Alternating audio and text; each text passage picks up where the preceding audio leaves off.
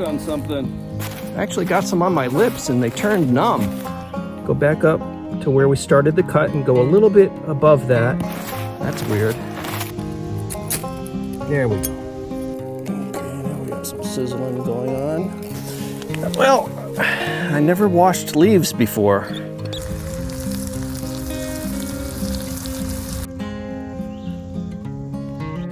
Do you guys eat this with your fingers? One thing that everyone in the world hungers for. Now I know there's a trick to eating the Filipino way. Just a comfortable life.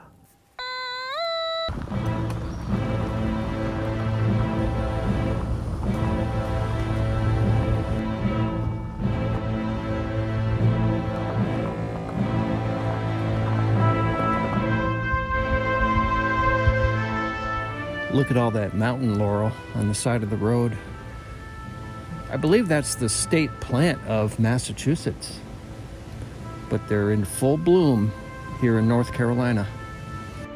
Well, I'm here at Pisgah National Forest. It's a beautiful place, but all the campsites along the service roads, the official campsites, are taken. So I've been driving around for like an hour down this one of these dead-end dirt roads here and couldn't find any available campsites. So I figured the rule is if you park your car and you're not blocking traffic, then you can hike at least 1,000 feet off the road and camp there.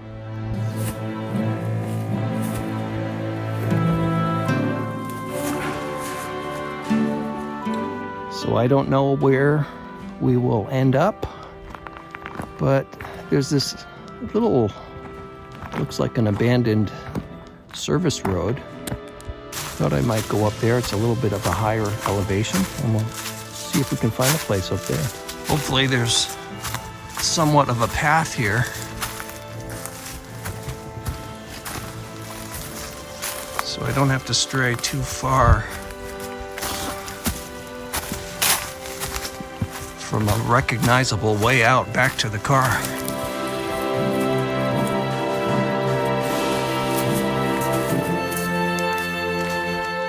Oh, isn't that nice? I don't know if that's wind that I hear or water, but I definitely need to have a source of water. And look at that. There is a little stream along this abandoned road. Thank you, Lord.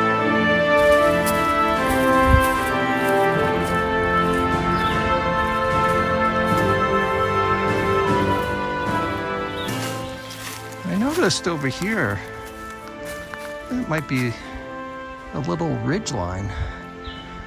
That might be a good place to camp. Let's go check it out. So there's the ridgeline area, and to my left, it goes down into a little valley, and there might be another water source right down there. I'll have to check it out. And on that side, it goes down as well. And I know there's a water source that way. So let's take a look over here and see if there's a suitable place to set up the tent. Some rocks. Maybe somebody once had a campfire right here.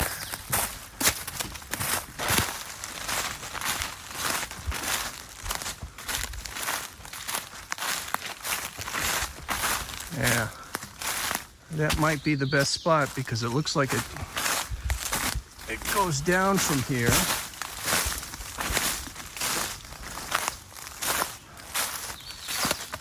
Yeah. Looks like a steep drop off over there. So I think maybe our best location will be back here a little bit if I want to choose this area. It is convenient. I do like this spot right here where the sun is hitting the ground. Pretty flat, no roots, just some debris to clean up. And I don't know if you can see it, but there's a log crossing the path in the distance there. And just on the other side of it, and it has been cut so I can walk around it, but right on the other side of it is the spot for the campfire with all the rocks there.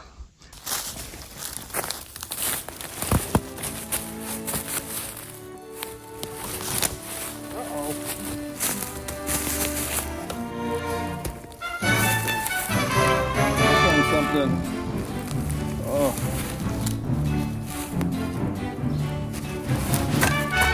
Uh-oh. Briars.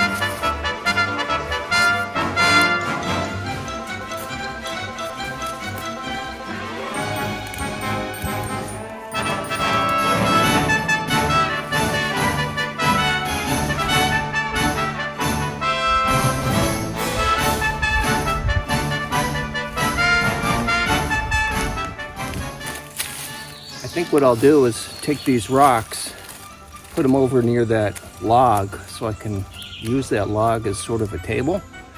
And these are all in disarray anyway, so I'll make a nice little fire pit right over there.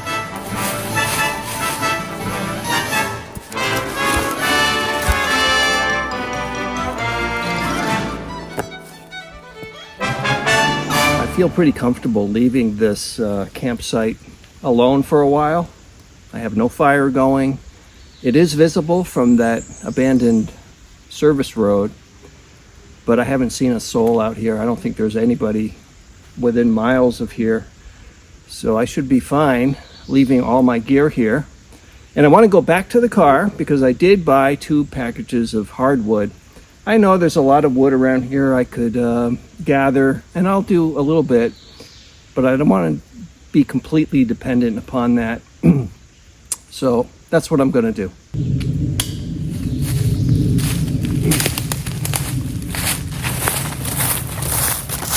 There are tons of mosquitoes around here.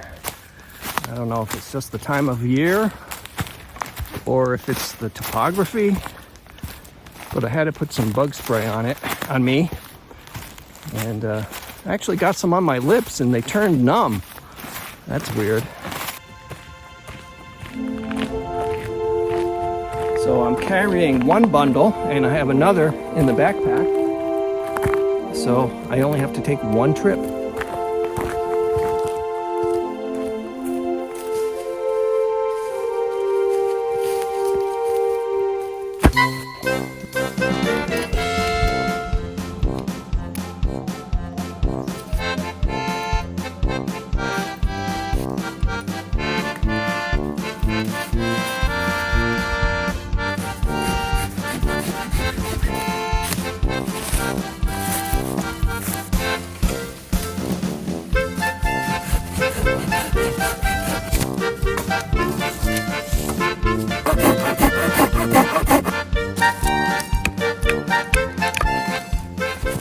I like to cut these to rather short lengths, so they're very easy to split. And this is what I use for my kindling. Cut a piece like that. I don't know, it's 1.5 inches thick, and split it into quarters. I could go smaller. Take a quarter and split that. And then I could make feather sticks from that, possibly. Help start the fire.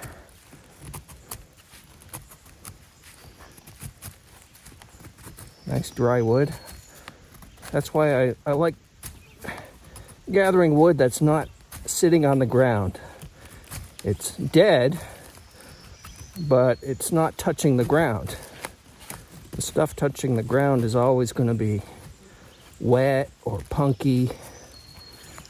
And if you try and put it on the fire, it's going to cause a lot of smoke. You're not going to get much efficiency from that. I don't know if I'm doing the feather stick right, but that looks pretty nice. That should help start the fire. When I start a fire, I like to begin with a layer of wood on the bottom, like a little platform to light the fire on. So that gets it off the ground in case there's some moisture on the ground. And it also gives this wood a chance to catch on fire. That one's kind of thick.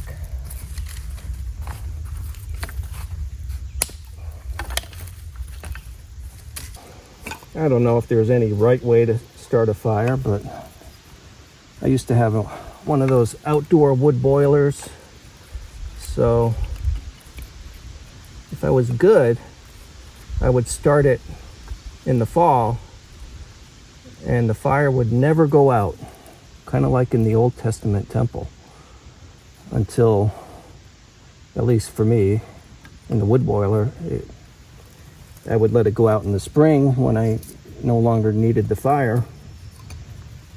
But once in a while it did go out because I didn't get home in time from work, and I would have to relight it. So I usually chose this TP method, but you could also build kind of like a log cabin. Right now I'm taking some of my Vaseline, some cotton balls dipped in Vaseline or petroleum jelly. Come on, get out, get off, my granddaughter might say in the cinnamon roll video. And I think 2 should be enough. That's good. And I'll stick my feather stick on there. That should give it a little bit of air. Oh no, a little bit of air. And also let me pile some of these little twigs on there.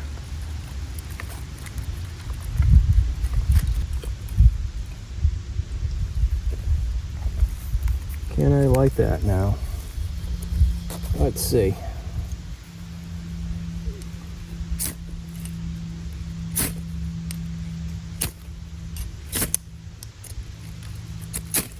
There we go.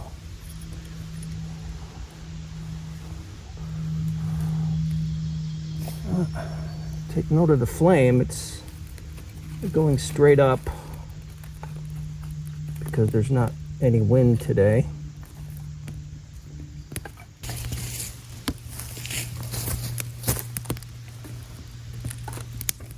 There.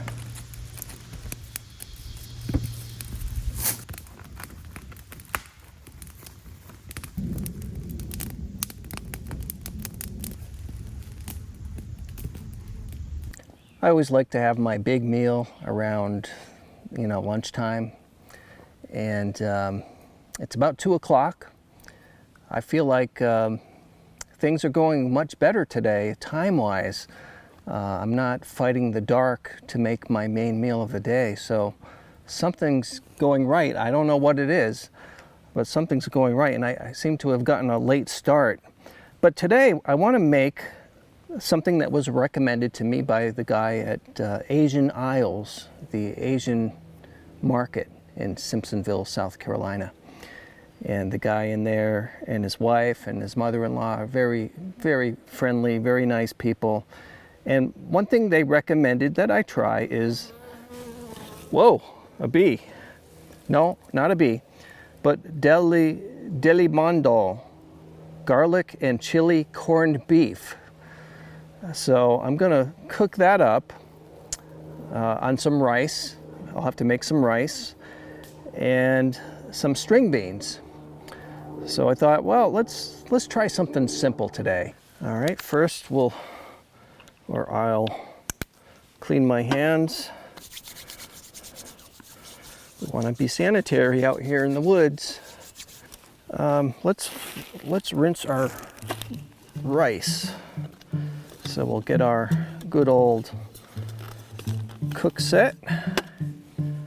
That reminds me of a Russian doll. Here's the mother, and here's the baby.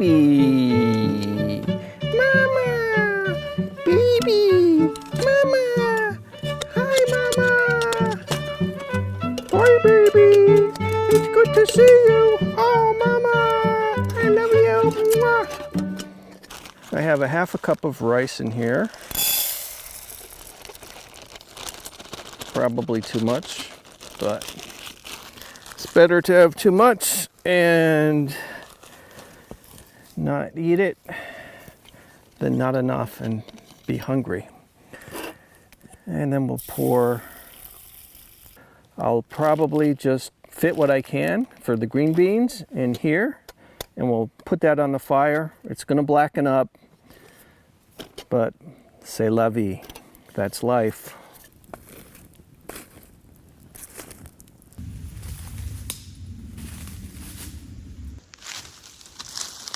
Look at these leaves. Huge. I think we're gonna eat Filipino style. Well, I never washed leaves before. Do I even need to wash them? I don't know. But I did see some little bugs on them. Don't really want to eat that. So let's see what we can do.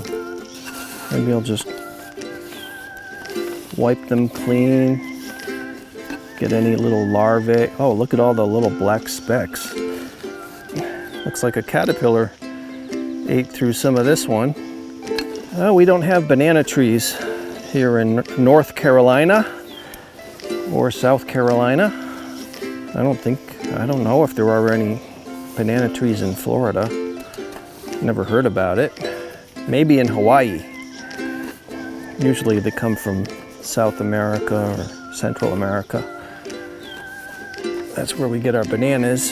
And banana leaves, they do sell at Asian Isles. It was suggested to me when I was at the store last time that I try milkfish wrapped in banana leaves. I thought, wow, that's a good idea.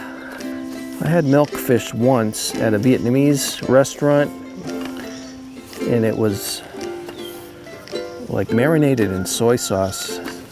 It was full of bones. I did not like it. It was a lot of work to get a little fish. But I'm willing to try milkfish again. The past few times I've made rice, it was a little on the heavy side. And this is Japanese sticky rice, very short grain.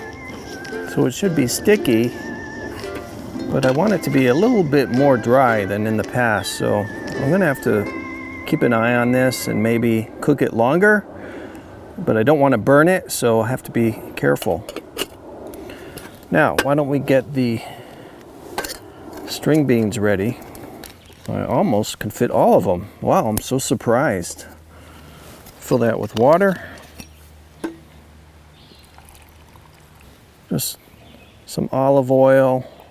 Probably don't need much. And then I'm gonna just cook a few onions, a few peppers, this Delimondo garlic and chili. Obviously it has garlic in it. Has some chili in it, so it should be a little bit spicy, probably not a lot, but a little bit. And then with some onions and peppers on rice with string beans, that should be a nice meal. So hopefully it comes out good, Lord willing.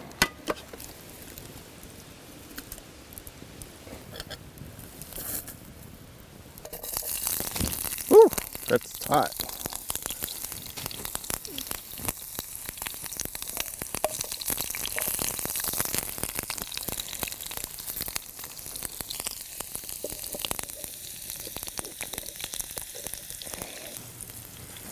I think I should cook the onions until they're translucent. That's boiling. All right, it's time to open this can.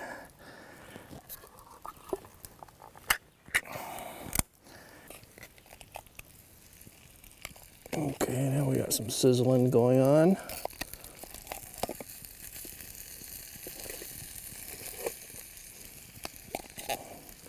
I guess I'll just cook all of it. Corned beef.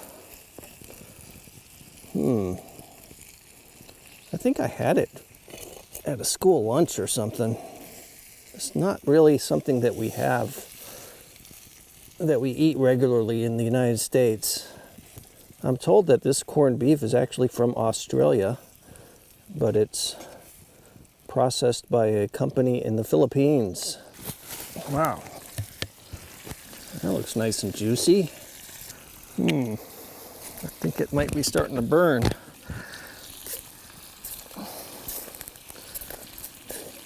No. That smoke is getting in my eyes.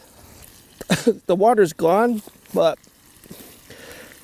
I don't want it to cook too much because I don't want it to burn. This one never really boiled, but it's hot. Definitely hot water. Let me put it over here. My eyes. Probably should cook it until it reduces, I would think.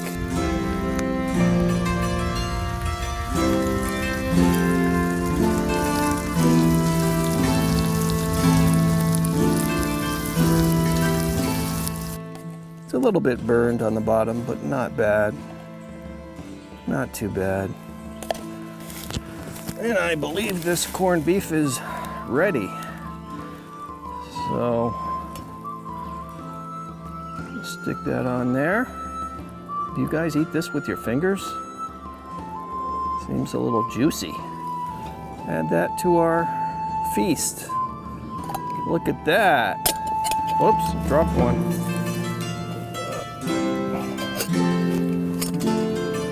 Wow.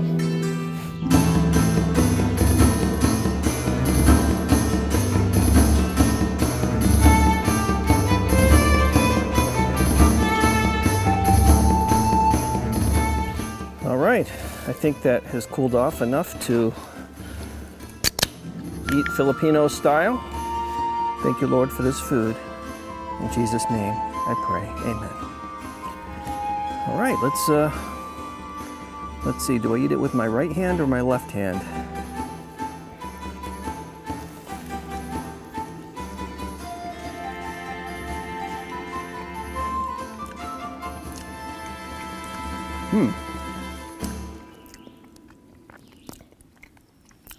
Interesting taste. Oh, the hot is coming now. Let me try that again. I don't know how to describe it. It's a little bit salty, but it has a richness to it.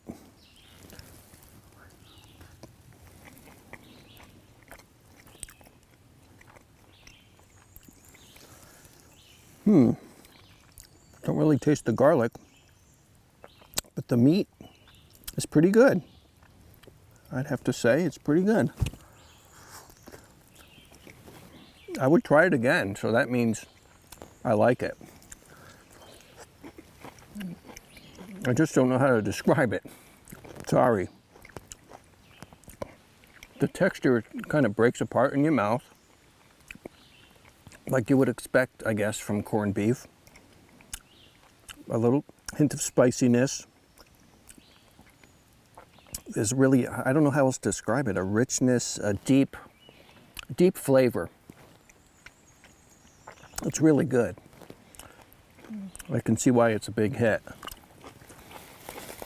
Now I know there's a trick to eating the Filipino way. Maybe you use your thumb and push it in your mouth. Yeah, that must be it. Eating with your fingers is another interesting thing to do. It's like not only do you taste your food, but you feel it.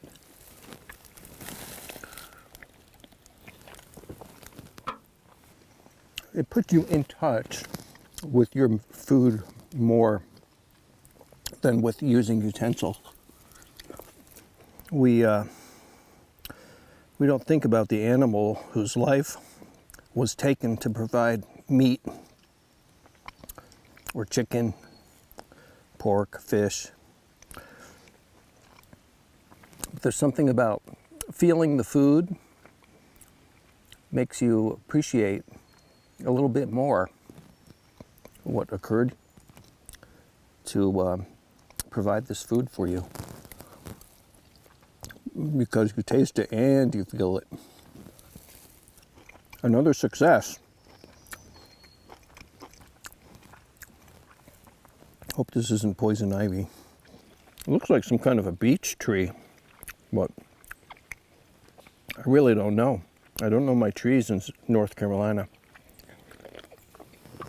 I don't remember seeing such big leaves up in New England. I'm really enjoying it. It's another comfort food dish. My understanding is you're only supposed to use one hand to eat. The other hand is clean, so you can take a drink or, grab a napkin or something. Makes a lot of sense. And now I don't have to wash a spoon. I just have to wash leaves. Maybe I'll wash them in the stream. Or better yet, maybe I'll burn them on the fire. I finished off the remaining corned beef. So one can was just about right for me. I'm glad I had the extra because it's really good. For an easy camping meal, you really can't go wrong with that. Rice with corned beef and chili, and everything came out great. The string beans were a little crispy, but I don't like them soggy.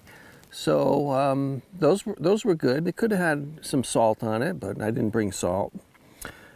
Besides that, it was really good, and I definitely would do it again. Today I'm going to show you how to make feather sticks. That was quite a meal, and one thing that every people, every society, every culture, one thing that everyone in the world hungers for is not just food, but it's also just a comfortable life.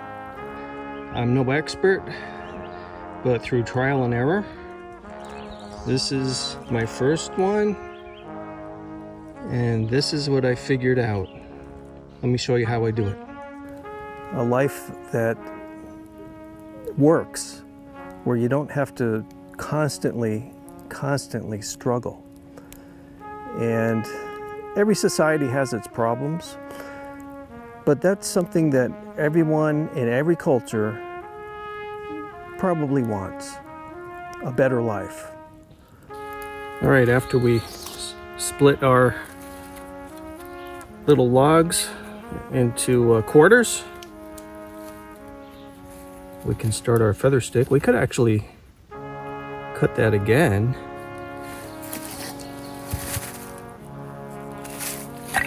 Make it a little smaller.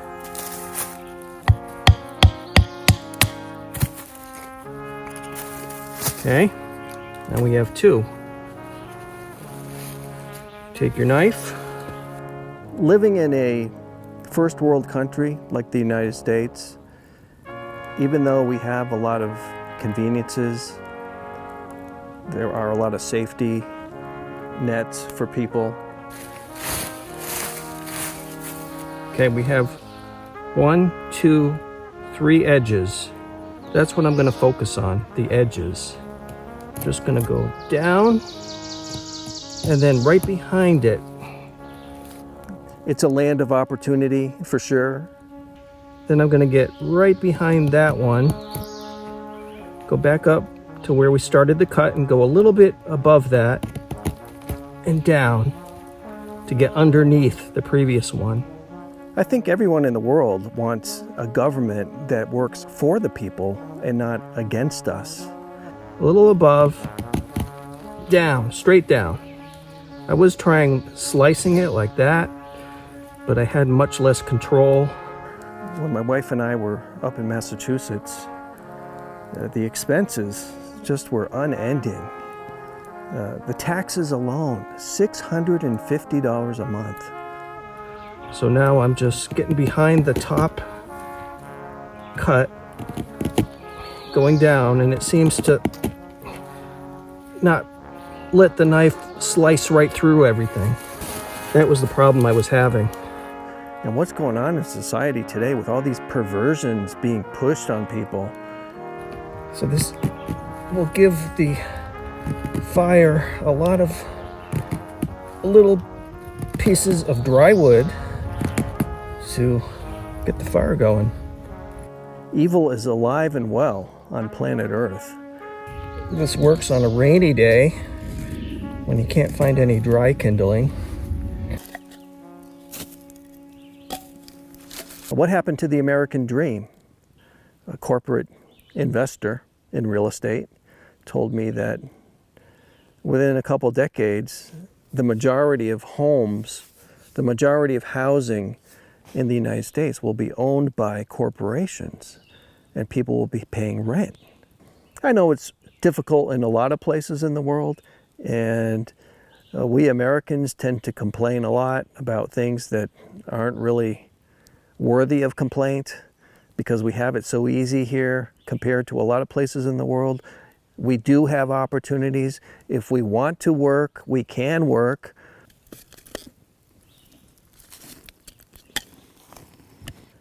I know some of you people in the Philippines want to come to the US and a variety of other first world countries because there are opportunities here.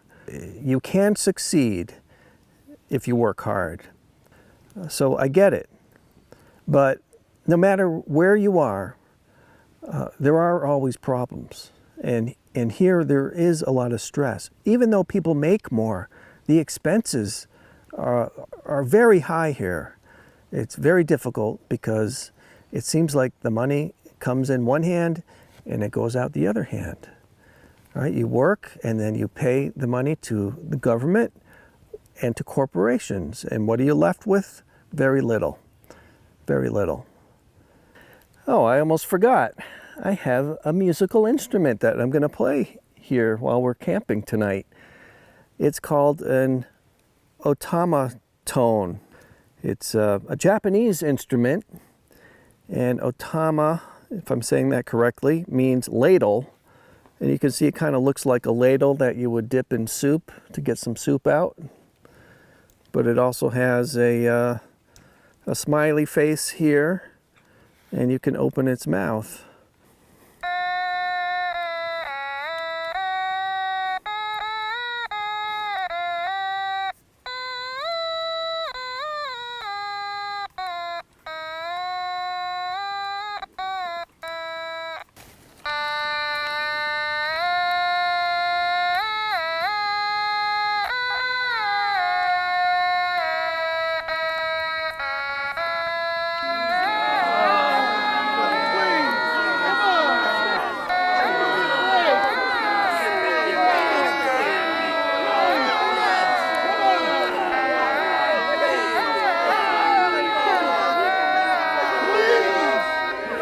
It's a fallen world. That's where this all stems from. It seems like we expect there to be some sort of utopia on the earth, and you know, during political campaigns you hear the utopia that they're projecting. This is the way America is going to be. This is the way the Philippines will be if you vote for me. This is the way Australia will be and the UK will be if you vote me in. and vote in my team. And they make these promises, and it sounds good. Like they want to actually work for the people. At least that's what they say. It's almost like we expect there to be a utopia where everything is run right. But the problem is we live in a fallen world, and there's corruption, there's lying, there's cheating. People are greedy. And it's all because we live in a fallen world. This all goes back to Adam. Because thou hast hearkened unto the voice of thy wife, and hast eaten of the tree of which I commanded thee, saying, Thou shalt not eat of it, cursed is the ground for thy sake. In sorrow shalt thou eat of it all the days of thy life. In the sweat of thy face shalt thou eat bread, till thou return unto the ground. Our work definitely is cursed. It's very hard to make a living. It's definitely cooler up here in the mountains. I can feel it in the air. So it's nice to have a little fire. We should not be expecting a utopia, because a utopia is never going to work. As long as we have sinful man in charge in this world, we're not going to have a utopia. Instead of seeking utopia and an easier life and a better life and more opportunities, I'm not saying they're bad, because we need to live. But if that's everything that we're focused on, then there's something missing. We should be hungering to know God, but instead people are just hungering for a better situation, a utopia. As long as sinful man is in control, there will be no utopia. Not until Christ returns. God has given us an opportunity here on earth to decide where we want to spend eternity. In a utopia, a real utopia, a God-created utopia, or eternally separated from God. I like what Jeremy Taylor from England said in the 1600s. He said this, God hath given to man a short time here upon earth, and yet upon this short time, eternity depends. Seeing the world the way it is now, it's actually a good thing, if you think about it, because it makes us realize that there's got to be something better. This misery that so many people are experiencing, this difficult life, living paycheck to paycheck, health problems, relationship problems, the discouragement of what's going on in our society. All these things should point us to look upward. Now I'm going to place this bear vault away from my tent. I actually keep my toothbrush and toothpaste and floss in here, as well as the bug repellent. Anything that's scented. I'm keeping this bear vault so that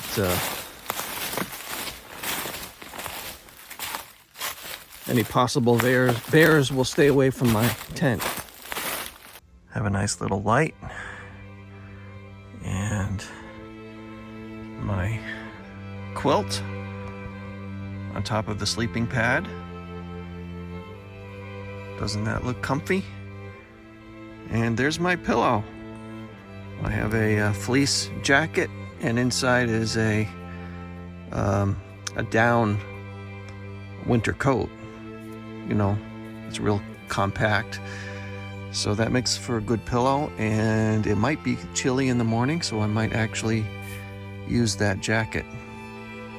And over here we have a pile of junk. I think we had a pretty good day here at Pisgah National Forest. Unfortunately, I couldn't find any available regular campsites, which are free, but it's first come, first serve. So you have to just hit it right. I don't think it really matters what time, how early I get here.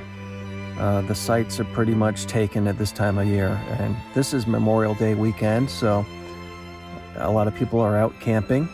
Here at Pisgah National Forest, it's free, and the only possible downside is, well, a couple.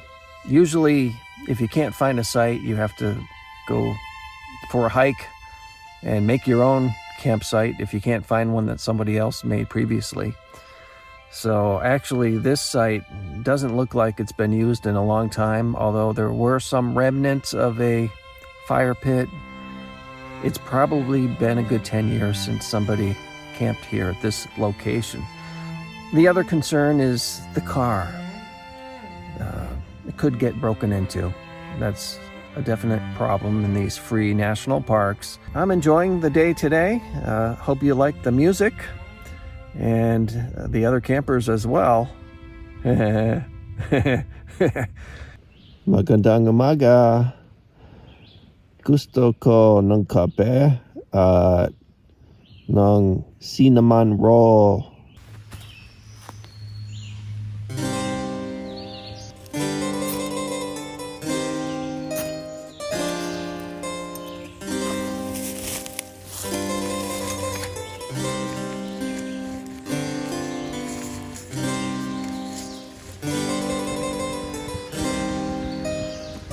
Once I hollow this out, this will be the cover, and the cinnamon roll will go inside. But the orange peel will also give the cinnamon roll a nice hint of orange flavor. Oh, isn't that pretty? Now, it's gotta fit in here, so it really needs to be more vertical than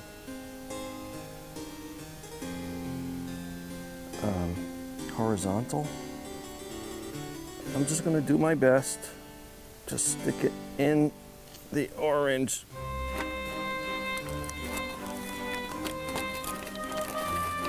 Where's a good spot? How about right next to the water? Good orange.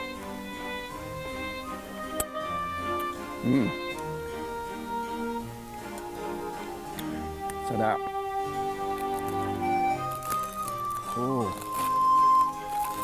Oh wow. Look at that, it's popping out. And we'll squeeze it out onto the cinnamon roll.